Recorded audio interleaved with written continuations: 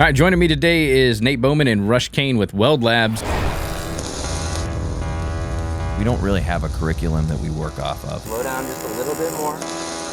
Welding's different in every state we've been to. We're just like, hey, we're here to teach you about welding. What do you want to know? And we just go from there.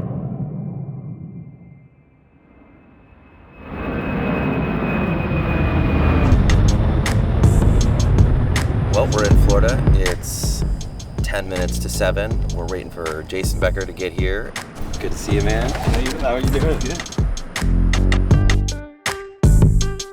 Probably about a year ago, I think I was talking to Rush and Nate. I had them on the podcast, and they said, hey, man, we got this great idea. We want to start bouncing around to different welding schools and kind of getting educators and students caught up into some of the more advanced processes. Because everything that I go to, I learn more and more and more information. You know, he's looked at as, kind of at the top of the food chain in the welding industry. Because if you don't go out and seek that information, you're going to be left behind. He's still going to classes and taking trainings. I mean, he took, 2 or 3 trainings in the past, couple months.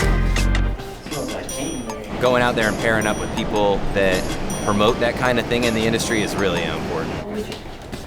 Like the weld that's on the side of the spaceship, if it's a fillet weld on carbon steel, it's the same exact weld that's on the side of the dumpster in the parking lot.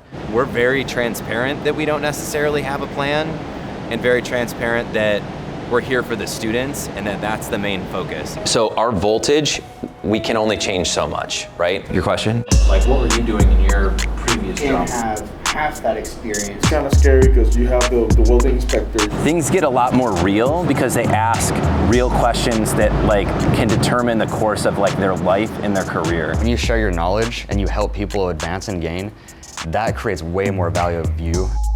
The classroom portion reaches a boiling point where they're just ready to go out into the lab.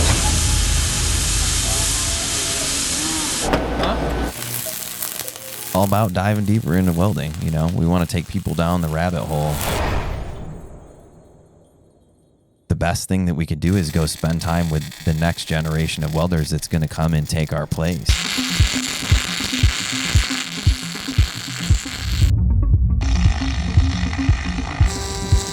They seem so fascinated by us showing them these processes.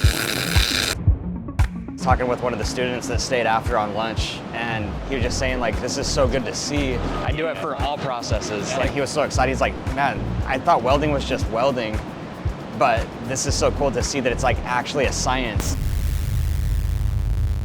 TIG welding, it's a hands-on, more technical process. Being able to see somebody do it that has experience in the industry, it helps expedite that learning curve.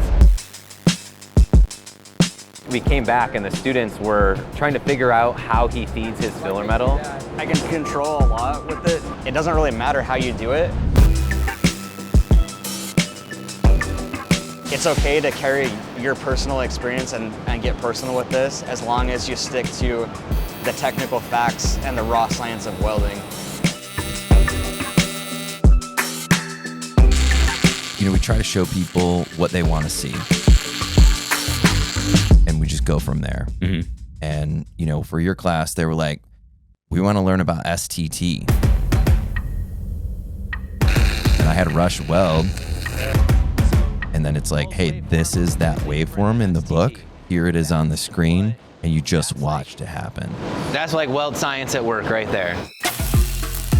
When you look at a waveform and everything, you really don't understand it until you've got somebody pulling the trigger and you can see it in real time, what the amperage is actually doing, how it's fluctuating. It makes a lot more sense.